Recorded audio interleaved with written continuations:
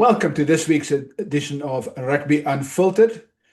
I'm your host, Jan de Koning, and with me, as always, the most knowledgeable coach in the country, Eugene Eloff. Loffie, welcome. Jan, I'm not so sure about the most knowledgeable. There's a lot of coaches out there that knows a lot about this game, but I've got a good feeling for it. But it's great to be back. And what exciting times are we going in now? International season, Eugene, and it's the beauty about it is we just finished the semi-finals. We still got the URC final coming up, and we'll touch on that first, and then we're going to go to Rassie, and we're going to chat to Rassie about his Springboks, the injuries in the Springbok camp, what his plans are for July for the England, Scotland, and Wales test, and which players will be back and which players won't be back. So we've got a lot of news to share. But I think, Eugene, let's start with the semi-finals. Two very interesting semi-finals. Yes, Jan, I think, first of all, we need to congratulate Jan Ackerman and the Bulls. And I'm sure they must know that they've got the whole country behind them now, whether you're a Stormer, a Lions, a Shark, whatever you are, the whole country supporting them. They are in the final. That's what it is. I feel for the Stormers. And, you know, as we always decided, we're not blaming refs or this or that. I think things didn't go their way. There was definitely the cards had an influence, and I'm sure if Dobbo looks back at the game, he will be very disappointed in again what we talked about, maybe the game discipline, and you cannot blame it on the one incident of Ruan Ackerman that came in. You know, he was hyped up, he came up, he made a mistake. That's not the reason they lost the game. I thought they had control of the game for quite a long time. Take nothing away from Leinster's defense, but. So I would just contribute it to maybe a bit of game discipline, bad calls by a referee in terms of cards, especially Murat. And then, you know, you cannot win these playoffs with 13 players on the field. Doesn't matter who's where and so on. But they took it on the chin, and life goes on, and they'll definitely be back in the next season. But good luck to Akis and his team. Yeah, you touched on it briefly, and I don't want to harp on the semi-finals for too long. You said they made mistakes. I think the key for me was the playmakers, fly off, scrum off. Khan didn't have a good game. He's a very talented player. Doesn't make them bad players. It doesn't make the fly off a bad player. They just didn't have a good game. You know, I mean, we saw in the other semi-final, Andre Pollard missed 3 penalties and a conversion, which, I mean, normally he slots 100%. So these things happen. The Bulls were lucky. They managed to pull off the win. The Stormers... You know, those poor tactical kicks or poor decisions cost them, and yeah, maybe the occasion was too big for those two youngsters at fly off and scrum off. But Eugene, what a great final we got. We have Leinster and it's Croke Park, 80,000 people at Croke Park. I'm sure it'll be sold out. 80,000 people. Leinster against the Bulls, a repeat of last year's final. What an amazing occasion. Yes, Jan, this morning I bumped into an Irish guy in the gym, of all places, and he was very outspoken and confident that Leinster didn't perform well in the semis. They will peak this weekend. And then I said to him, you know what? It's interesting. That's rugby. On the day of a final, it's 80 minutes of two teams that are so prepared mentally, physically. Anything can go wrong and anything can go right. But I do believe that the Bulls have the pack of forwards and the team to win it. And maybe, of course, Polly, who missed those few kicks and a lot of criticism by that, maybe it's going to kick them all over. But it's going to be a cracker of a game, as you mentioned, with 70, 80,000 people there. And these are professional players. They won't be intimidated by the Irish crowd. If they stick to the process and what they've been doing all season, I've got a good feeling that they can surprise Leinster. Leinster... It's not that team they were a few years ago. That's my opinion. Yeah, no, I agree. The difference is, in the Bulls got two key differences. They loose forwards. They've got very different loose forwards. So the number 8 in flank is that didn't play in the final last year. At fly off they've got Pollard. So I think those are key changes for me, key improvements for the Bulls that'll make them a threat in the final. And then Leinster, that aura about Leinster being Ireland, yes, they still have. I mean, there will be 37 in the final. There will be 37 players with international test caps. I think the Bulls shade this Leinster slightly, but if you think of it, that's two teams almost like Ireland against the Springboks or part of the Springboks. So yeah, it's going to be a massive game. But let's move on to some real international rugby. We just had Rassie Erasmus, and I sat in with Rassie. Eugene, Rassie gave a whole list of injuries or explanations of who would be back and who would not be back. For me, the key was Rassie saying that Salman Murad, because they brought in a lock from the Stormers to replace Salman this week. And Rassie just said now that Salman's got a serious neck injury. Now, so we know that Salman's got some a lot of injuries in the last few years. You know, it includes a concussion, it includes a toe surgery, it includes knee. So, you know, you got to start wondering, you know, he's not young anymore. Yeah, he's in his late 20s, but, you know, how serious is his neck injury? And he wants to go to France. So the key for me is Salman going to France with a serious neck injury. And we know the French clubs, you arrive there with an injury, you don't pass your medical in July, you're gone. That could cost him his French contract. Yes, Jan, I'm pretty sure that he's in first of all, I feel for Salman. I know people say he's injury prone, but he plays his heart out. You know, he puts his body on the line. That's why he gets injured. And I'm sure that they'll be in contact. His medical team will be in contact as well with the French club, maybe to give him an extension, when to start and so on. Any neck injury is a serious injury. We've talked about this a lot. I think the player's health comes first, and then the rest. Salman is a great guy, he's a great leader, you know, so all of the best. And sometimes I guess when a player gets a career-ending injury like that, which could be career-ending, it's very, very difficult decisions to be made. And he's still relatively young, but also like that, you know, rugby is a funny game. In Afrikaans we say, die een se dood sê ander se brood. What it basically means, it creates an opportunity, and it couldn't happen to a greater player than Ruben van Heerden. He's been playing very well, season in, season out, working hard.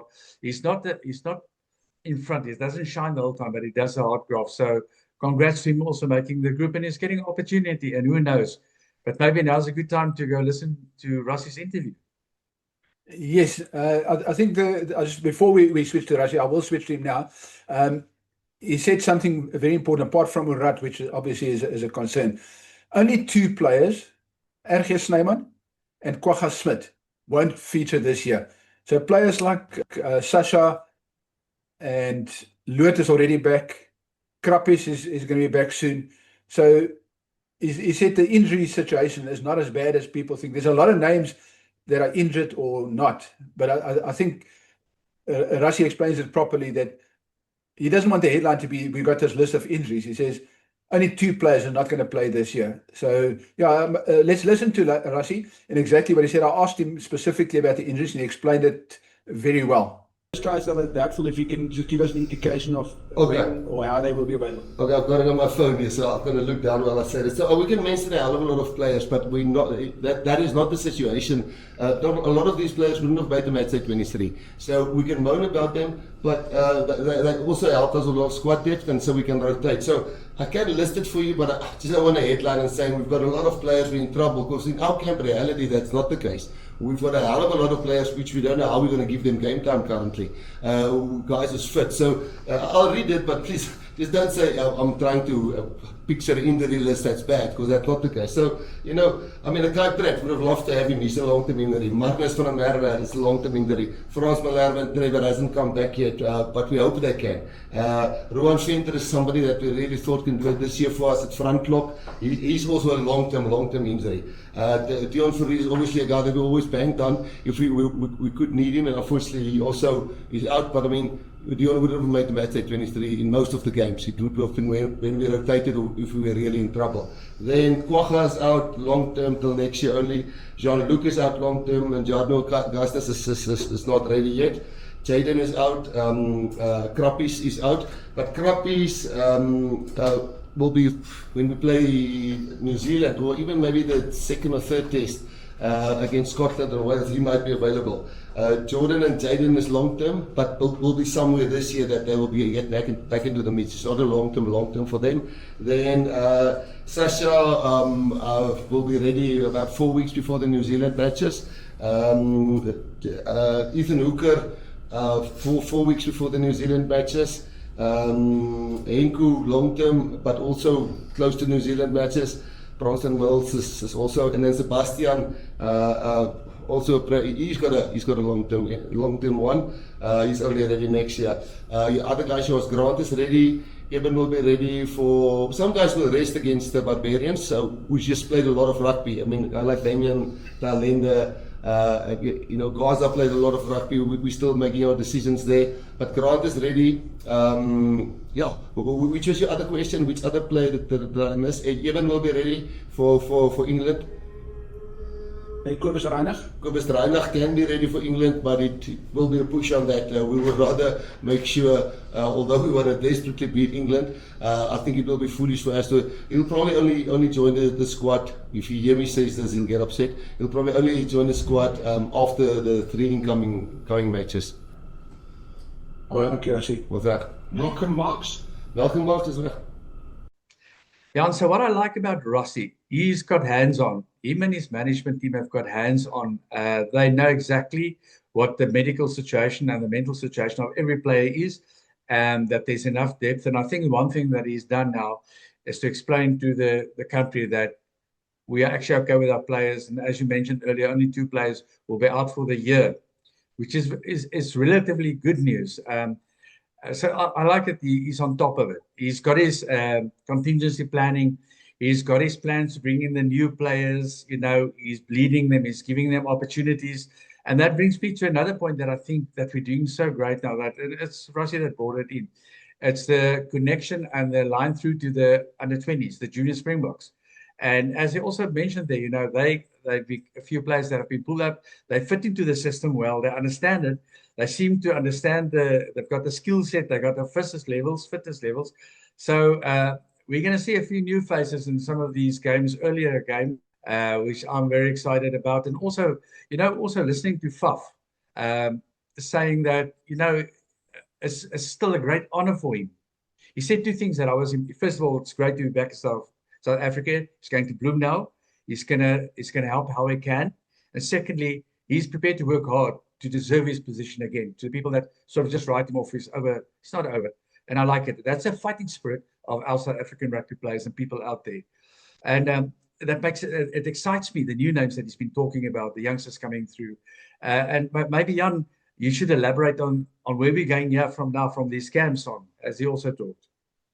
Yeah, so first of all, our next game, or the first game, is a warm-up game against the Barbas. So the Springboks will play the Barbas next Saturday, June 20. And then there's an Africa A team, which is basically going to be a lot of the baby box. Rossi dropped some seriously. A lot of the baby box are going to get a run against Zimbabwe, which is a World Cup team. So he's going to give them a chance in international. So SAA is our second team. So once they played for SAA, those baby box are all capped.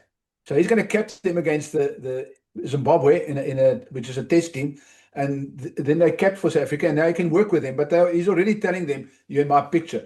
The significant for me from Rossi while speaking is when he spoke about Riley Norton, the baby box captain, and the kid's still 19, and he said he's mature and he's not windgat as Rossi called him. He says he's just mature. His leadership, he gives off a presence of authority. And that was the significant for me, the way Rossi spoke about Riley Norton, which tells me, and I'm prepared to put a few bob on it, that Riley's going to captain that SAA team, and he's going to have a lot of his teammates there, and that will be like a semi-practice to them, and also give Rossi a good idea of how far these guys are progressing. Because he said they're physical enough in training, but it's a different ball game in a match, as you may well know. Yes, Jan, and I think one thing is not going to be a baby box team. There's going to be a few of the junior Springboks going to be there, and you're making an interesting point regarding Riley and his captaincy. He is a great leader, but also players coming back from injury that haven't played for a long time, that needs game time. So it's going to be a good blend of older players that are coming back that haven't played, and the youngsters. So yeah, that's going to be a very interesting game. And Zimbabwe, as you said, the game to the World Cup, it will be a good tester for the unknown players that we have. Yeah. The other thing, obviously, is the Springboks play England on July 4th, so 2 weeks after the Barbers game.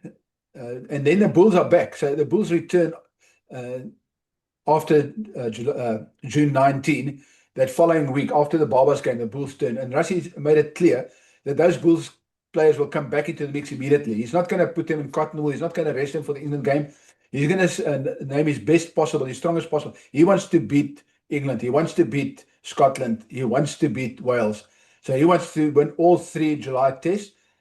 So his best team, the A team, if it was a World Cup tomorrow, that's the type of team that he's going to put on the field. So those Bulls players will be in the picture, and that's significant because he made it clear that those guys are match ready. They bring energy because they played in the final. So they're not only match ready. Obviously, there's the potential of injuries in the final that we all know, and that's a risk we take. But he says they bring enthusiasm that comes with, and confidence that comes with playing in the final. And that's significant when you go into a test match. And England's not, I know England didn't have good results in the Six Nations this year, and everybody was talking about the coach and why Borthwick should not be there. I think it's going to be a very, very tight game against England on July 4. Yes, Jan, what I also liked what Rassie said, and if you picked it up between the lines, he backs the Bulls to win that game because he said they're going to come back with momentum, high spirit, and so on. So yeah, he's also backing the Bulls to win. Yeah, and I'm sure there's one guy that would love to play this game against England. It's Duane Vermeulen. There for all the good reasons that we all know why. Yeah, but Pollak is not even in the Premiership team of the tournament, so I'm not sure if he's lost form or maybe his own country is getting tired of his antics. So who knows why he didn't make the cut? Maybe he's injured. Yeah, maybe he's injured because it's getting closer to scrum time now. Yeah, maybe he pulled that muscle between his ears. Eugene, yeah, it's, we've had a lot. I mean, we've heard a lot from Rassie, and I'm sure we're going to hear a lot more as we go. I mean, next week we'll have team announcements and stuff. So I think from now on we're going to have a lot to talk about. So let's not waste all our energy on this week, and let's keep the guys excited for next week. Absolutely, Jan. And maybe before we say goodbye, this international competition that has been played in Bloemfontein, I don't know if you saw some of the matches yesterday. We actually whitewashed the teams. Now, we have to understand that it's not Georgia's top team. It's not the World Cup team. It's not Portugal or it's Romania A. But I really thought that our South African teams, Griquas, the Pumas and Cheetahs played very well. And a few new names popped up there. And I think that's so good for those guys. And Mark Alexander also said it in the presentation afterwards. It's so good to give those guys some international experience as well. And therefore, I think we're trying very hard to get rugby out there to all the people, to all the guys to play. So a lot of people will say it was a waste of time and money. I don't think so. I thought it was, yesterday was great matches to watch. High scoring, which meant... Carry on. No, high scoring games, which meant maybe defense on both sides lapsed a bit, but entertaining to watch. Yeah, and of course, there's a new, Yeah. Jan, and there's a new name coming up, Prince, the wing of the Cheetahs. Kabimba Prince. He was the man of the match. So what a player. He comes from RAU or Johannesburg University. Yeah, I think he's got potential to go a long way, Jan. But I thought we'll just throw that in the mix before we go. Yeah, I want to finish off with this. Whatever we think of the quality of those games, whatever, for Cheetahs, for Pumas, and for Griquas, it's important that they have, and we spoke about this before, and people might underestimate this or understate this. It's important that they get another competition, that they get more game time.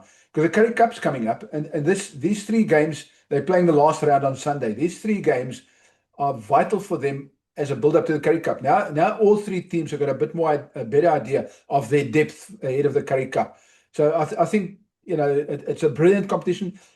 Jimmy said it last week on the podcast. He said it's so great for the Cheetahs to invite everybody and set this up. And I think Toyota and the Cheetahs deserve big plaudits for setting up this tournament and pulling it off and giving us something else to watch while we have a quiet week.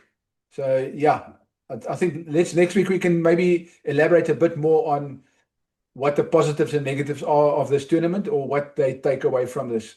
I got you. Okay, that's it from me, your host, Jan de Koning. And Loffie Elof, have Till a next great week and enjoy the rugby. Cheers.